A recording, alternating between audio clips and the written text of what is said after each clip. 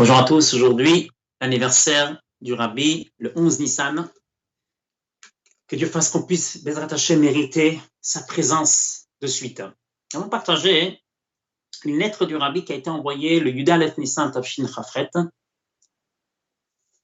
le 11 Nissan 1968. Le Rabbi s'adresse au Bnei Ubneot Israël, Bechol Makom Shehem Hashem Alem Yechiou, là où nous nous trouvons au peuple juif en entier. Shalom Ubracha, paix et bénédiction. Rabbi commence la lettre en disant Akadosh Baruch Hu a fixé la sortie de Mitzrayim B'chodesh Ha'aviv dans le mois du printemps.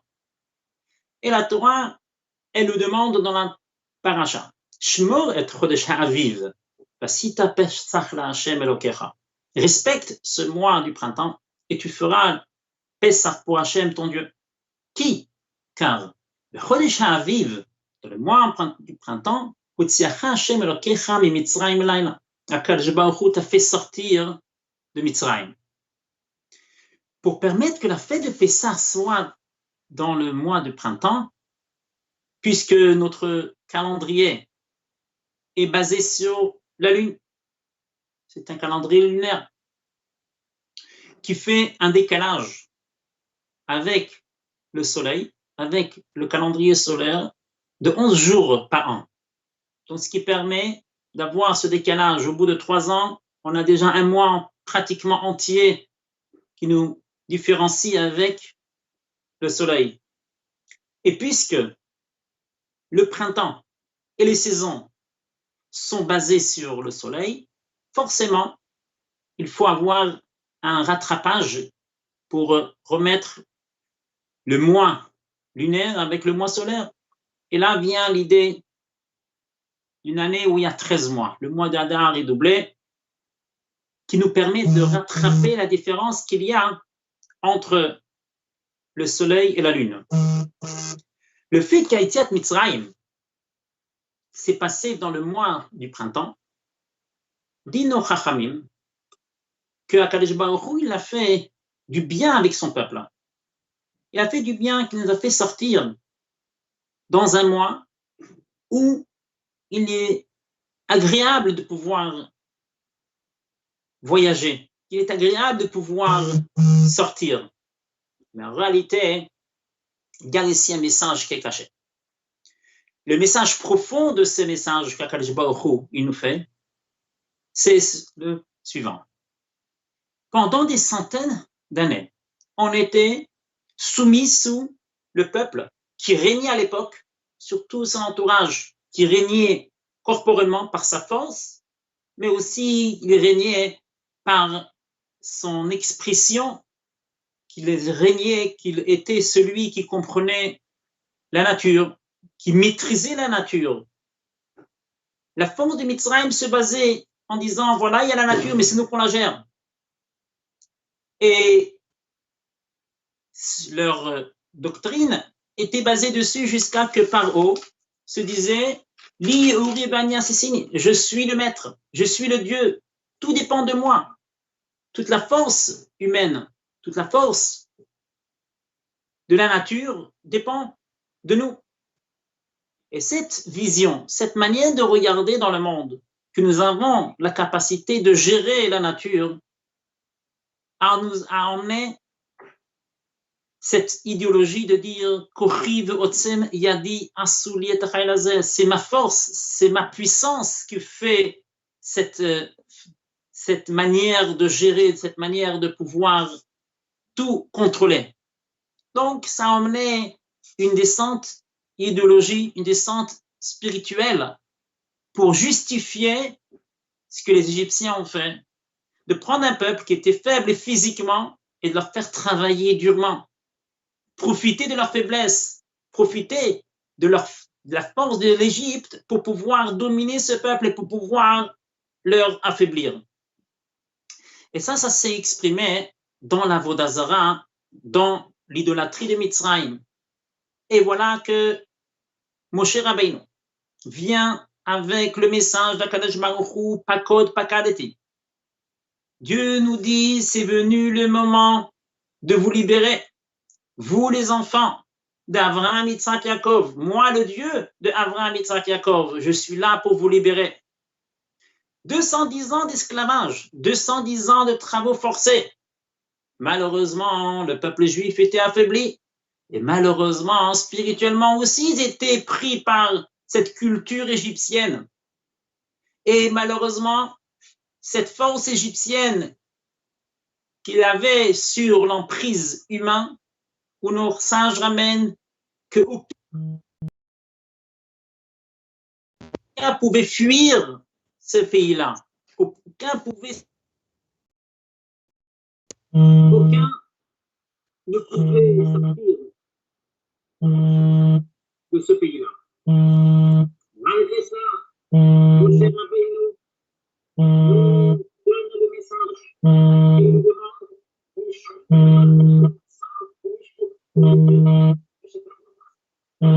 Michou, libérez-vous de cette emprise égyptienne.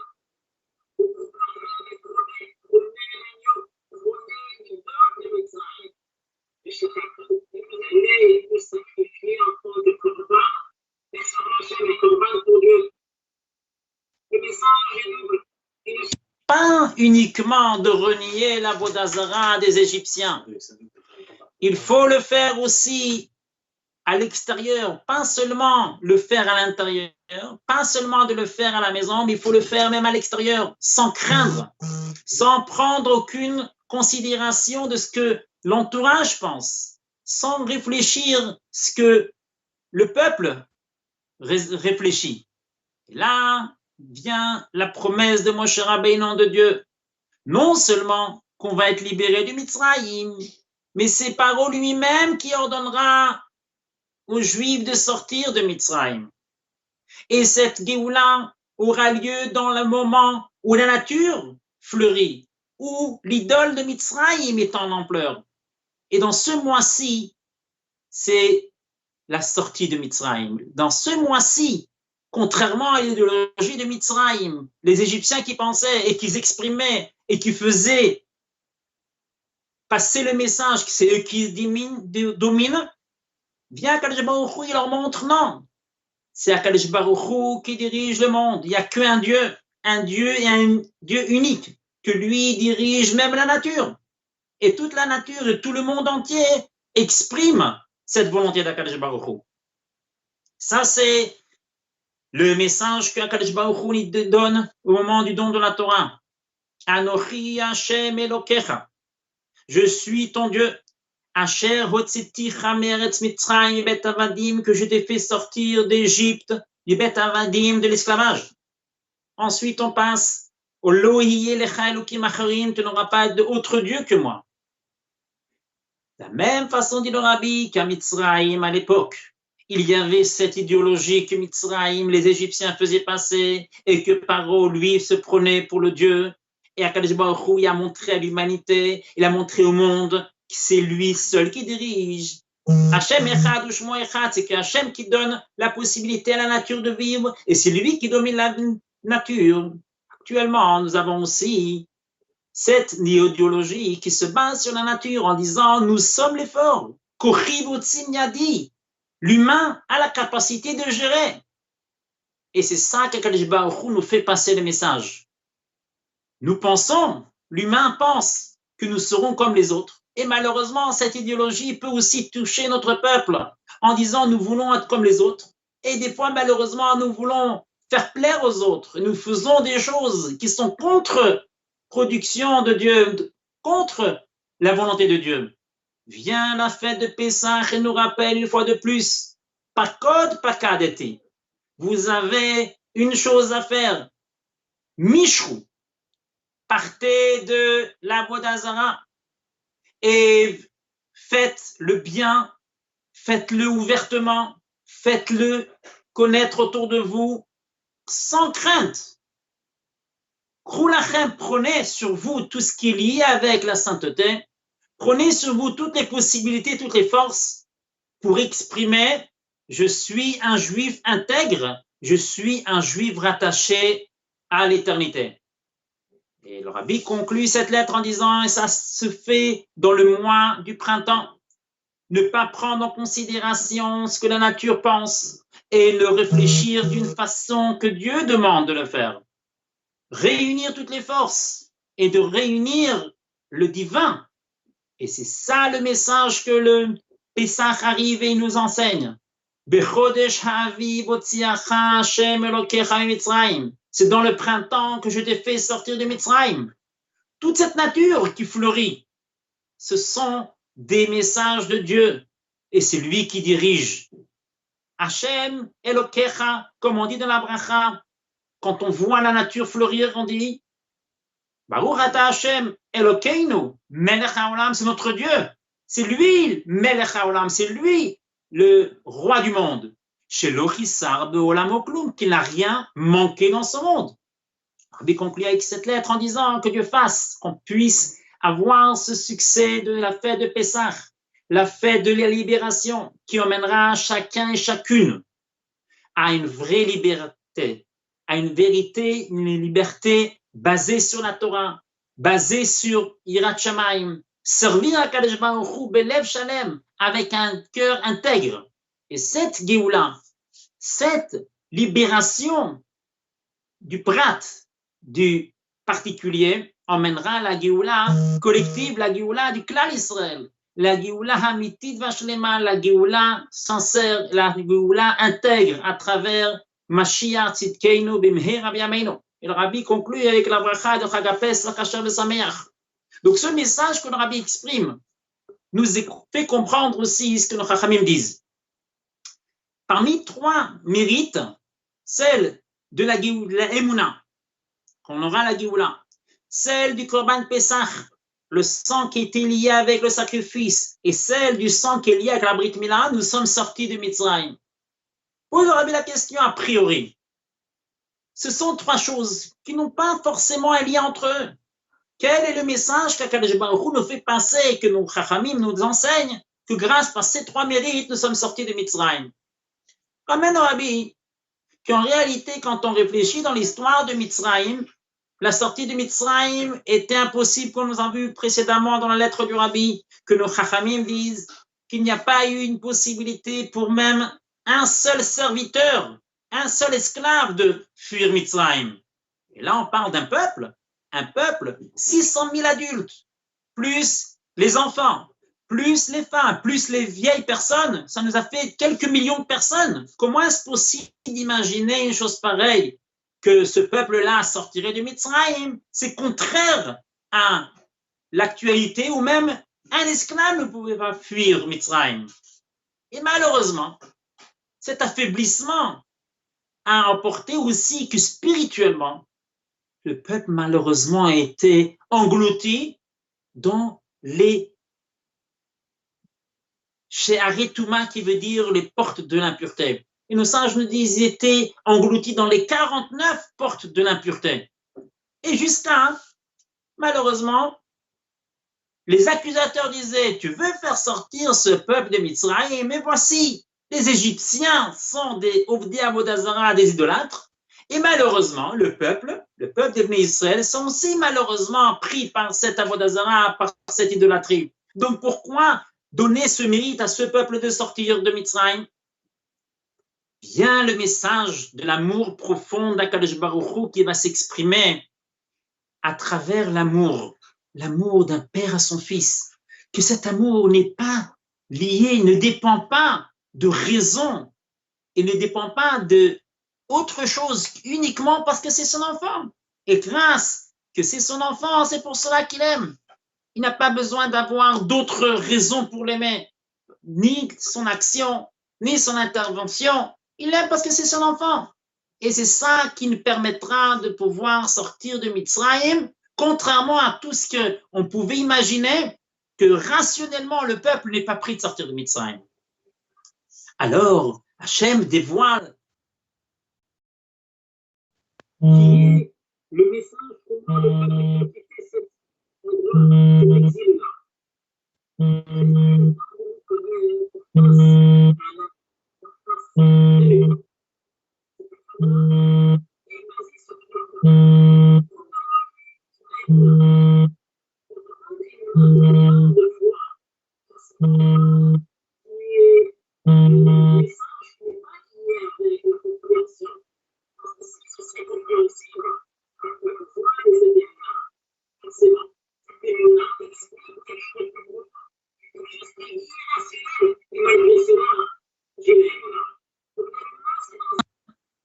moment où la raison n'a plus sa place, donc la Emouna, elle va reprendre le relais et je m'attache avec au-dessus de la compréhension.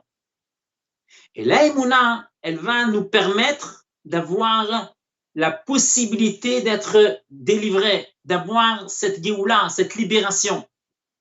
Alors, la Emouna, c'est le terrain qui nous permet ensuite de pouvoir bénéficier de cette Géoula. Mais Hachem, il attendait de nous aussi un effort. Ne pas laisser cette Emouna uniquement dans la réflexion, ne pas laisser uniquement cette Emouna dans le cœur, mais elle doit se traduire aussi dans une action. Voilà bien les deux autres mitzvot, celle du sacrifice du Korban Pessah, de l'année pascal, et celle de la Brit Mila. Quand on parle du sacrifice de l'année pascal, elle est aussi irrationnelle. On est en train de prendre l'agneau qui représente l'idole de Mitzrayim. D'ailleurs, quand on parle dans les astres, celle du printemps, c'est l'agneau. Et ça, c'était l'idée de Mitzrayim, notre force physique. Et voilà que le juif va prendre l'agneau pascal depuis le 10 du mois et qui va le sacrifier pour Hachem, qui va le garder pendant 4 jours. Et chaque jour, il fera attention qu'il n'y a pas d'incohérence dans cet animal, de quelque chose qui va abîmer la cacheroute de cet animal. Et ça, c'était lié avec un Messirut Nefesh, c'était lié avec un don de soi, puisque les Égyptiens venaient poser la question aux Juifs, qu'est-ce que vous êtes en train de faire? De prendre l'agneau pascal, vous l'attachez au pied du lit. Et le Juif va lui répondre simplement, avec une détermination et ouvertement. Nous sommes en train de préparer l'agneau pascal que Dieu nous a demandé de le faire le 14 au soir, parce que c'est le moment que nous allons sortir de Mitzrayim. Donc, ils sont en train de se mettre en danger.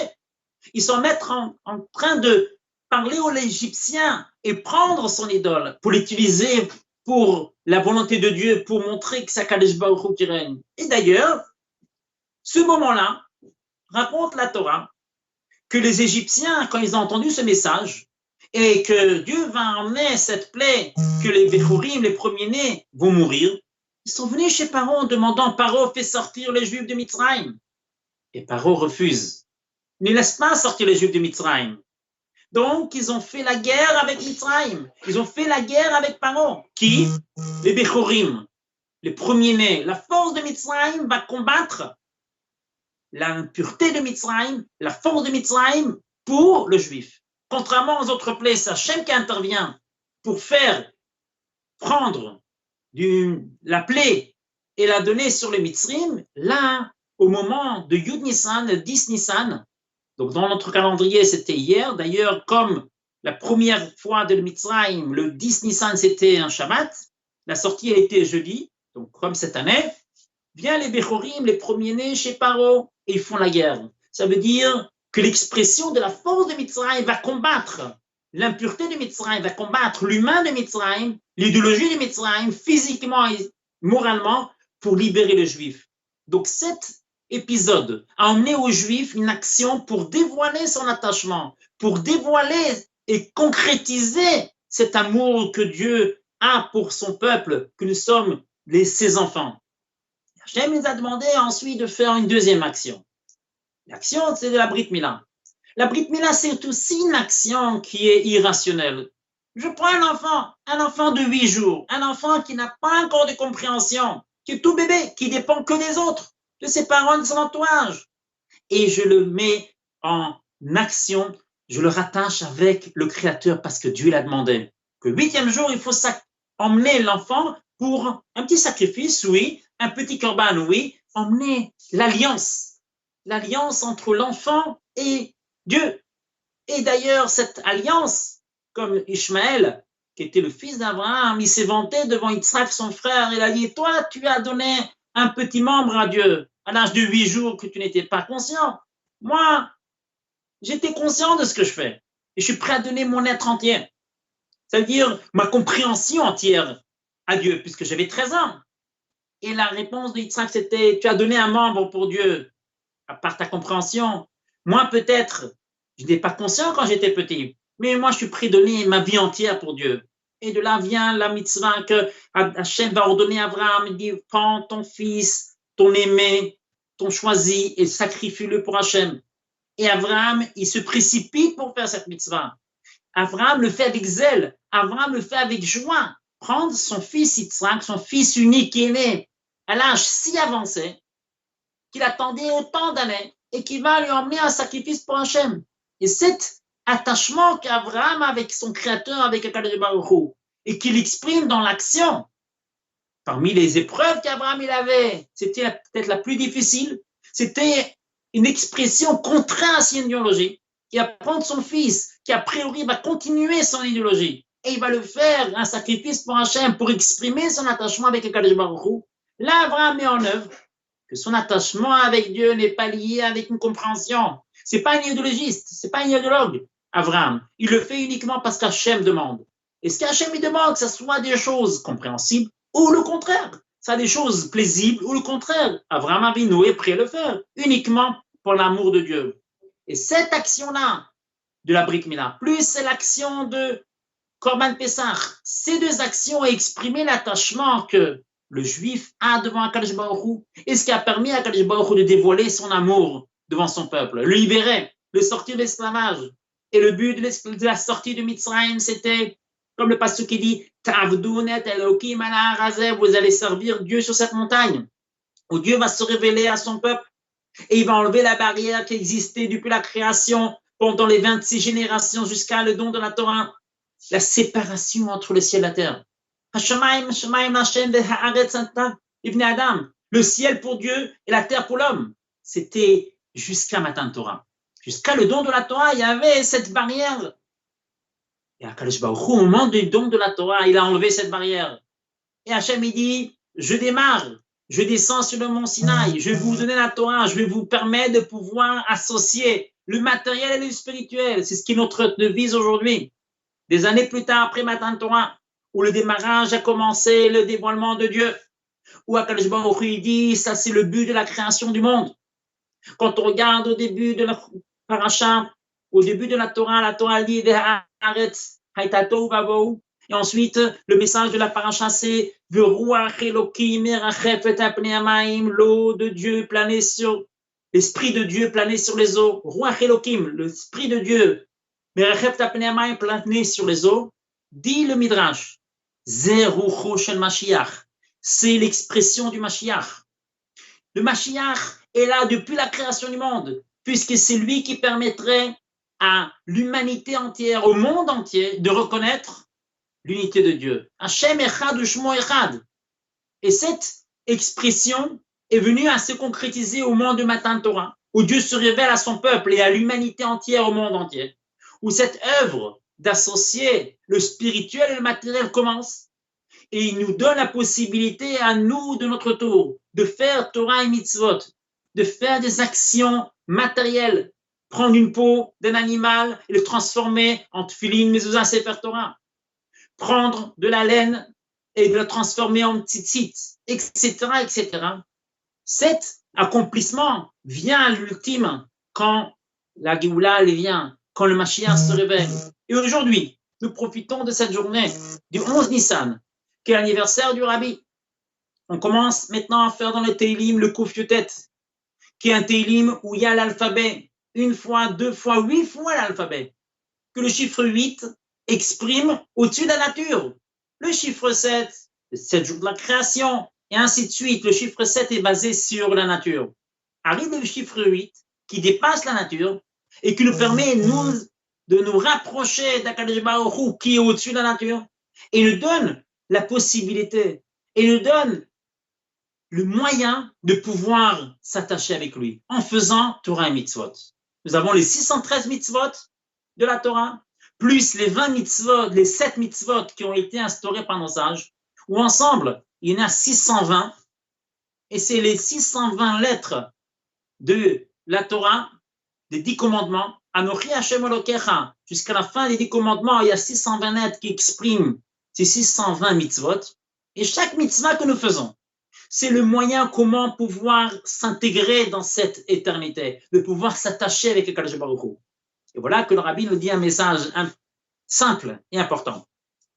Vous voulez être mes chassidim, vous voulez être attachés à moi, vous voulez me faire plaisir. Voici le moyen comment on peut le faire.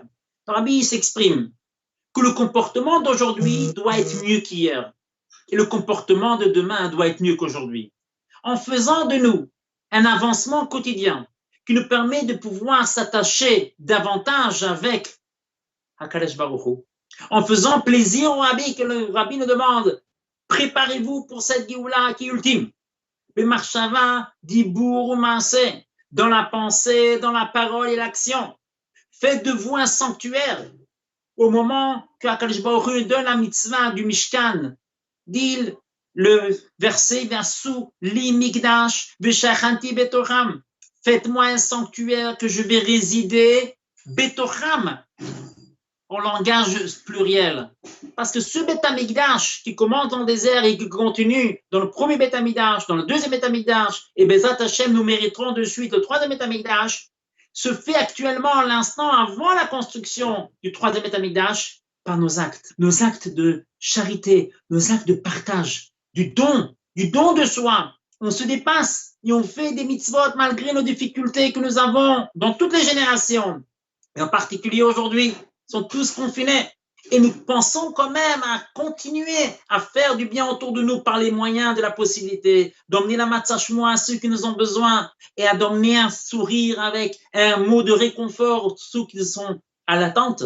Tous ces petites actions qui sont petits, mais pour HaKadosh Baruch Hu, ils sont énormes, nous permettra, Bezrat Hashem, de pouvoir rentrer finalement dans notre vraie maison, le troisième Beth Amikdash reconstruit, et on souhaitera le vrai Mazal Tov au Rabbi, et que nous tous, Bezrat Hashem, on pourra chanter et danser dans cette joie éternelle par la Mashiach Tzidkeinu. Amen, amen.